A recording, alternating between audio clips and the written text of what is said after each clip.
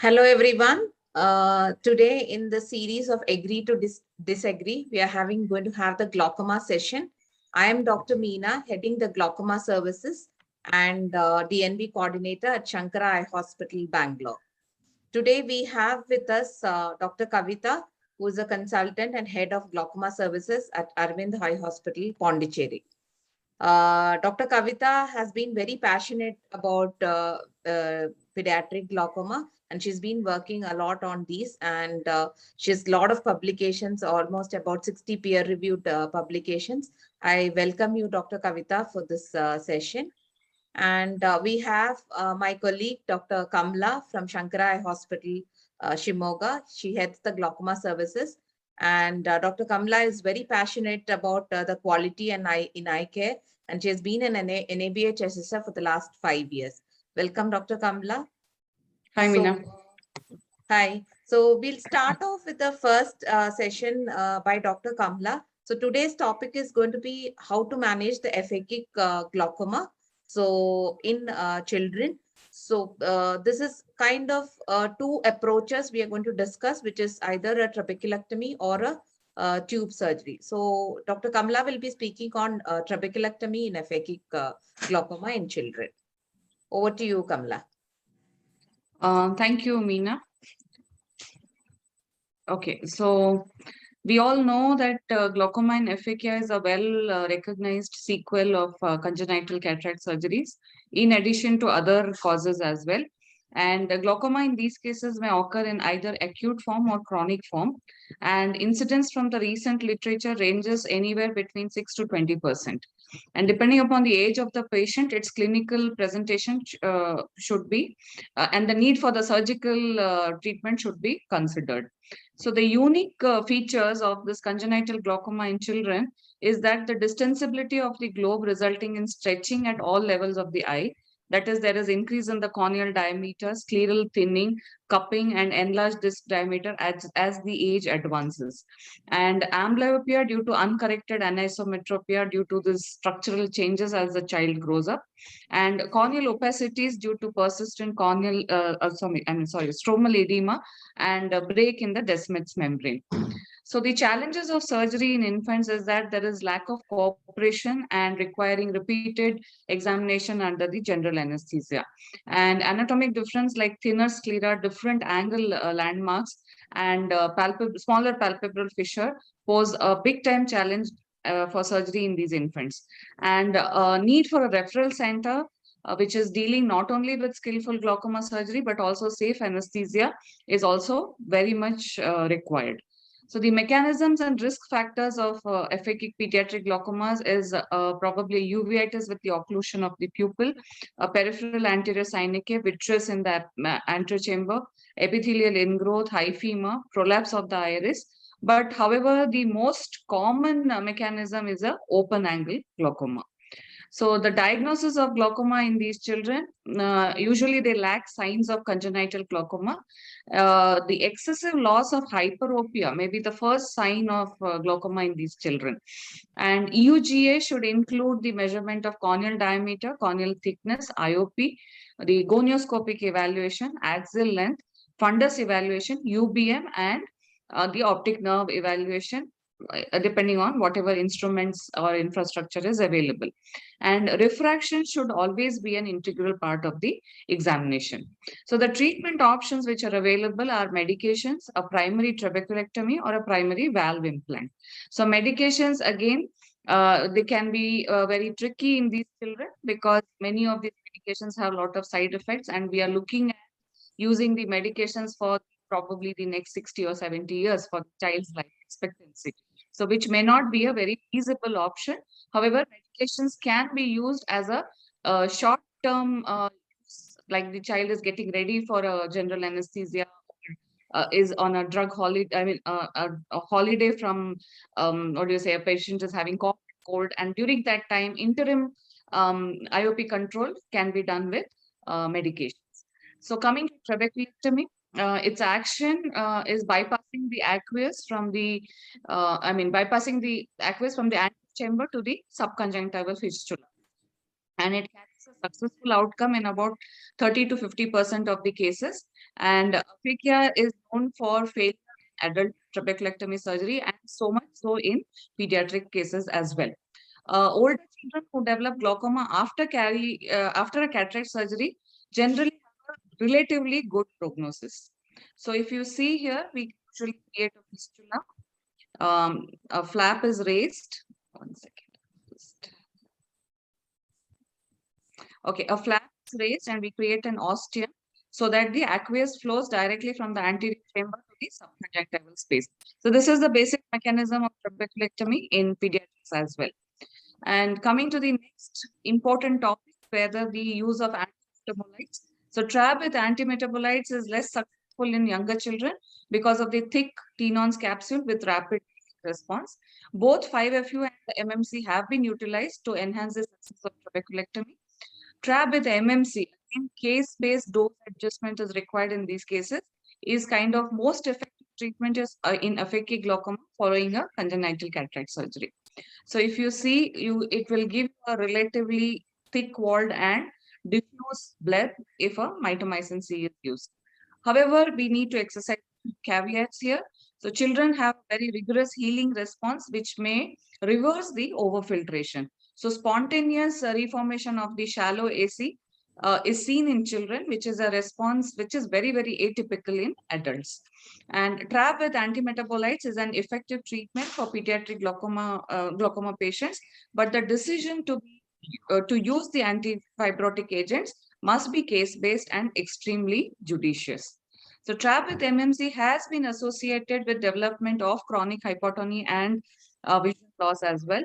And 5-FU treatment requires multiple post-op visits to receive the subconjunctival injection, which happens to be the main disadvantage.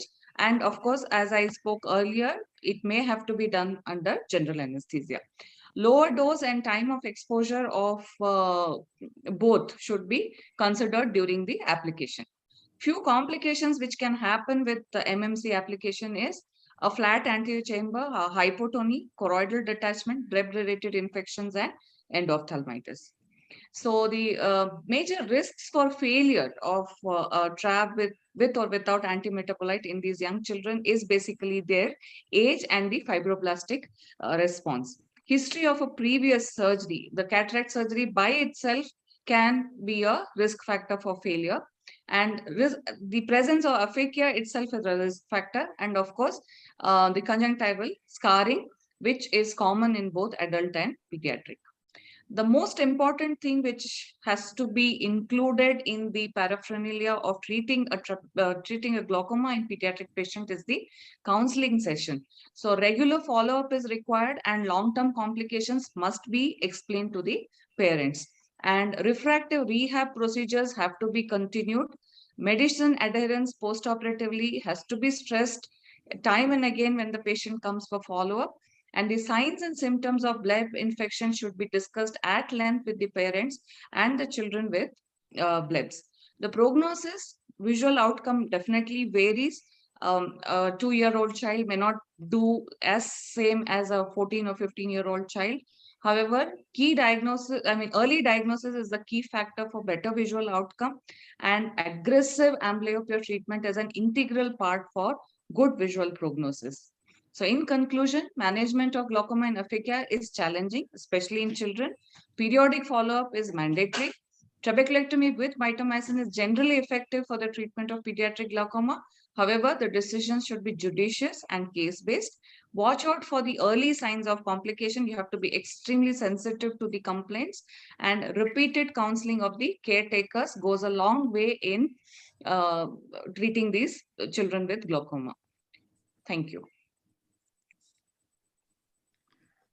Thank you, Dr. Kamla. Now we move on to Dr. Kavita for her take on tube in aphakic glaucoma. Over to you, Dr. Kavita. Yeah.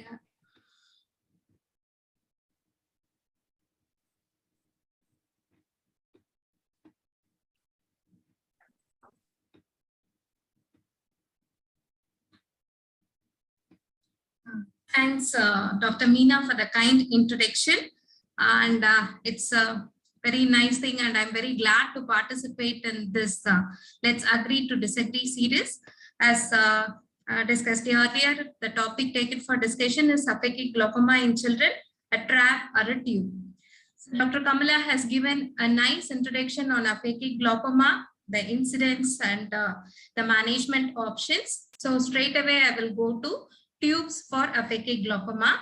So probably I will put my points for to say like why I prefer to do a tube in these children. So let's look at the downsides of trabeculectomy, and most of these points are already stressed by Dr. Kamala. So as clinicians, we know, however good is our skill set, doing a good trabeculectomy is just only half the job done, because the rest of the 50% of the success rate depends upon a careful post-operative follow-up and management. As we know, the success of trabeculectomy depends upon the post-operative management, which is often considered as an art rather than a science, which needs multiple interventions, which might be in the form of a digital massage, laser suturolysis, and multiple injections of antimetabolites, which needs a frequent follow-up visits. And we know this age group is like much different from that of the adults. Again, as stressed by Dr. Kamala, you need a repeated examination under anesthesia, and things cannot be done easily as we take care of that of the adults. Again, these children can have aesthetic issues with that of the bleb, because the life expectancy after a trabeculectomy is like really long as compared to that of the adult glaucomas. And this aesthetic issues can be in the form of overhanging blebs, and there can be lid retractions associated with the bleb. And these images are like clearly depicting what are all the complications possible with that of trabeculectomy. I need not explain anything. So again, apart from these things, as clinicians, we are all well aware of the fact that eyes with aphakic glaucoma are at higher risk of developing surgical complications, particularly hypertony, choroidal effusion, and the most deadly complication of any intraocular surgery, which any surgeon will never want to have, is a suprachoroidal hemorrhage. And these aphakic eyes are more prone to develop suprachoroidal hemorrhage. So because of these reasons, I would like to opt for a tube to manage aphakic glaucoma in the pediatric age group. So as Dr. Kamala was showing, the risk factors for the failure of a trabeculectomy. So it was like the pediatric cataract surgery as such itself, the conjunctival scarring, and the age, everything is a risk factor. Here, all these factors will not contribute to the success of a tube surgery, because the conjunctival scarring does not matter. And moreover, the chamber is well maintained throughout the surgery, unlike a trabeculectomy, because here to insert the tube, we just need to make a 23 gauge needle entry, and the chamber is never disturbed till the end of the surgery. And people might argue that availability of the patch graft might be a problem. There are literature showing the patch graft does not matter, and the success rate are not dependent on whether we use scleral patch graft or not. In fact, the conjunctival retractions are less when we don't use the patch graft, because of the flat surface profile we achieve at the end of the surgery without a graft. And moreover, post-operatively, as we were discussing, we need multiple interventions and close follow-up in case of a trabeculectomy. But here the scenario is completely different. No special interventions are needed in this surgery. And also the follow-up visits are not as frequent as that of the trabeculectomy. And just look at the bleb morphology. The bleb is so diffuse, so posterior, and you need to lift the lids to see the posterior diffuse bleb. So these are all some of the reasons why I prefer to do a tube in patients with aphakic glaucoma, especially in the pediatric age group. Now, people might think of the cost factor. At some point of time, probably till like 10 years ago, we didn't have any BGI type of implant in our country, and AGV is really costly. Definitely cost factor will be there when we use AGV. But thanks to Aurolab, we have RD, the Aurolab aqueous drainage implant, which is just available at the cost of $50 US, and it has the potential to break the cost barrier. So I would like to show a few of the tips and the tricks of the tube surgery, which we can consider. This is glaucoma surgery in aphakia and aniridia. So I prefer to use a corneal traction suture in these patients, and lateral relaxing incision is like must. Here we can see I'm hooking the superior rectus muscle. As I'm hooking, here you can observe that I have not hooked the fibers completely. Few of the fibers are left here. So this is quite common in the initial phases of our learning and the learning phase. And once we recognize, we should move on, take out our muscle hook, and before we create a space, again, now we can see it is hooked completely and a space is created. Now for implanting the foot plate, we should not directly go under the muscle. It will be good to just push the implant foot plate into the posterior space vertically downwards. Since we have already created a space under the muscle, then it will directly go there. So as it enters behind the muscle, we can see there will be a change in the direction of the tube, which indicates that the implant has gone under the muscle belly. Now here we can see the other side of the wing. I am implanting under the lateral rectus muscle. So once these implants are like the implant is fixed under the superior rectus and the lateral rectus muscle, because the supratemporal quadrant is the most preferred site for the implantation of this device. Now you can see I'm taking a horizontal bite on the sclera. As described by Dr. Kamala, we need to remember these eyes tend to have myopia, these eyes tend to have thin sclera, and such we are like almost 8 to 9 millimeter away from the limbus, and the sclera is supposed to be very thin here, and we should be very careful in taking these bites through the sclera. We should not perforate the globe. So we should not directly take a bite on the sclera and then come up through the slot in the RD. So it is always advisable to take this horizontal bite and then insert the needle through the slot, complete your suture, whatever you do, 3, 2, 1. I'm using a nylon here, 9 or 10 can be used. And the slot is provided where we can insert the knot. That will help in avoiding the irritation of the overlying conjunctiva. And this is the same nylon suture. This is a non-ligating suture.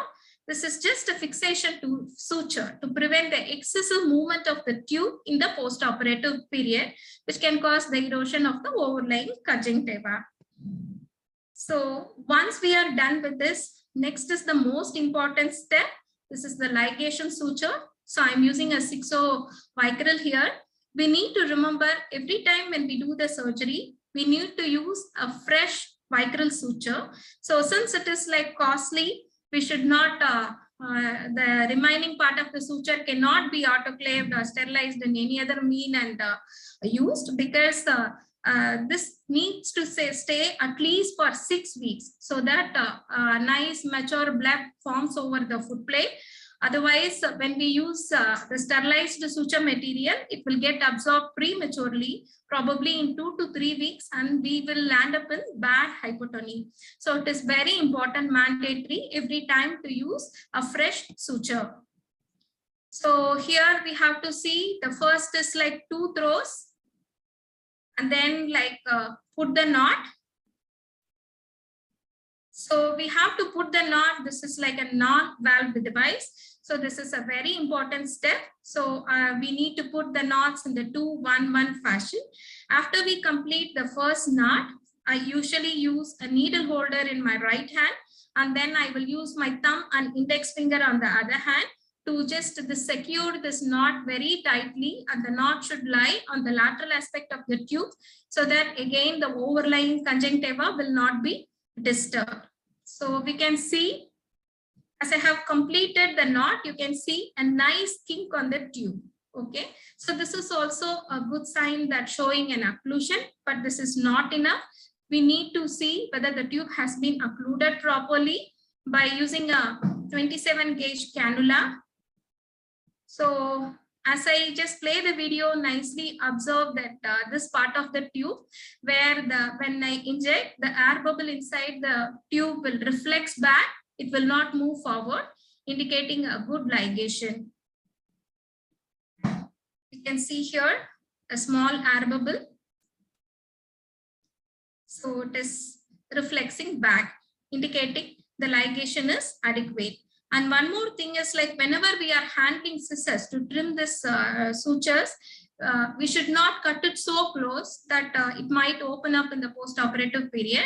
And also, again, we should take care not to cut the tube inadvertently when we are trimming the sutures, because that has also happened. One more thing is, like, when we tie these knots too tightly, the tube can get cut. It can go through and through, and we can land up in losing this tube. Then all our efforts will go waste. So it should be of adequate tightness, just to make sure, like, the suture stays in place, and to have to avoid hypertony. I always prefer to use 2 ligation sutures, one near the foot plate and other in front of it. So now I am measuring the tube. I prefer to have little longer tubes in these aphakic eyes in children. This is because as the eye enlarges, there are chances of tube retraction. So usually I'll go for 2 to 2.5 millimeter from the limbus. So again, the way we trim the tube is very important. Before we trim the tube, we should push the foot plate backwards so that, and stretch the tube on the surface of the cornea. Keep the scissors closely on the top of the tube and then cut so that we can get a proper bevel. So you can see here the nice bevel. If you don't get this bevel, as these eyes don't have a good scleral rigidity, then it will be very difficult to insert the tube.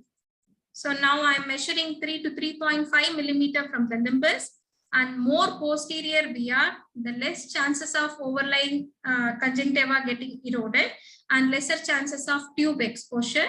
And the more posterior we move, and we can avoid using a patch graft. So this was a surgery done quite some time back, and now I move little posterior from the limbus, and nowadays I don't use a scleral patch graft in most of the cases, especially when the conjunctiva and the tenons are like thick and intact.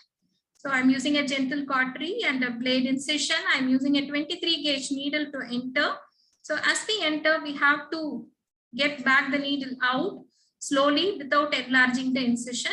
And now I'm using a plain forceps, tying forceps and a capsule forceps to insert the tube through the needle track, whatever we made. So the tube is placed in the anterior chamber. So this is also one important step. Peri-tubal leaks at the entry site are like very common. One of the common complication of tube surgery. To avoid that, this entry wound, though it is just a 23 gauge needle entry, I always make sure to squeeze this wound and close it tightly so that we don't have the doubt in the post-operative period. And I'm using a corneal patch graft. As I said, I have almost stopped using this. And this is a partial thickness graft I'm using. This is again because when we use full thickness graft, the profile will be elevated and the chances of conjunctival retraction will be more. So we prefer to use a partial thickness patch graft. It can be a cornea, it can be a sclera. So whatever is like available in your place. And this is just fixed with a single box suture, and people can use also the glue. You can see here this I have covered the entire length of the tube which is exposed. Nowadays I don't do that because even if I use the patch graft, I limit this just before the ligation suture, just cover the entry site and little anterior and posterior to it. This is because sometimes when the ligation suture gives way in case of the patient lands up in hypertony, then the further intervention will be difficult when we use a long patch graft. And hence if we use a short patch graft, we can just put a corneal traction suture, give a small nick in this area and the conjunctiva, and then we can religate the tube, and it becomes a very small, simple, less than 5 minutes procedure. Otherwise, when we cover the ligation suture also with this patch graft, then we have to do a complete dissection of the conjunctiva, and it is going to be a tedious procedure. So the single suture will help, a box suture. Then the conjunctiva has to be opposed on either side as in any other glaucoma surgery. Again, it need not be too watertight, and since by the time the blood forms, it will be 6 weeks, and these conjunctival wounds will heal completely. So this is my way of doing RD. And to conclude, the tubes are cost-effective and safe option for tackling glaucoma and aphakia, especially in the pediatric age group. Again, as clinicians, we know, so it might not be the same with every surgeon. So whatever is the best from our hands, we have to offer that surgical option to these children to just save their vision. So thanks for the opportunity. So I'm very happy that I was able to be a part of this great initiative by Shankara. Thank you. Thank you. Thank you, Dr. Kavita and Dr. Kamla. So as we saw in both the presentations, both the approaches have got its positive part and a negative part. Yes, of course, people should be able to do both the surgeries to give an option to the parent, either a tube or a trap surgery. So as Dr. Kavita highlighted, with an RD in the armamentarium, I think cost effectiveness has also been taken care of. So thank you so much for to highlight both the approaches, and yeah, happy Children's Day to all the kids out there. Anything you want to add, Dr. Kamla or Kavita? I think yes, as rightly pointed out by you, cost factor is not there. The availability of the patch graft is not a problem, and at no point of time the chamber is flat, which is like one of the predisposing factor for the choroiditis to happen. So these seems to be advantageous, and as like pointed out by you, whatever works best for a particular clinician, it is always better to offer that surgery to the kids. Yeah, Yes. what I would say is these kids and the parents, they require copious amount of counseling. You know, basically we need to keep Yes. talking to them, and the pros and cons of all the surgery, and then whatever surgery the parents opt for the kids, whether it is trabeculectomy or a tube, it is not a one-time affair, you know. So they Yes. need to come for follow-ups. They may land up in complications. So we need to take care of that also. So that the follow-up has to be stressed, and of course the use of post-operative medications. Again, the too much or too less of it can land up in the kids can land up in problems. So again, that has to be repeatedly counseled. So you know, you're trying to tackle one problem, and many times you land up in another. So these are the things which basically I think they define the outcome of the surgery in the long term. Yes. Thank you so much, Dr. Kavita and Dr. Kamla. Thank you. Thank you.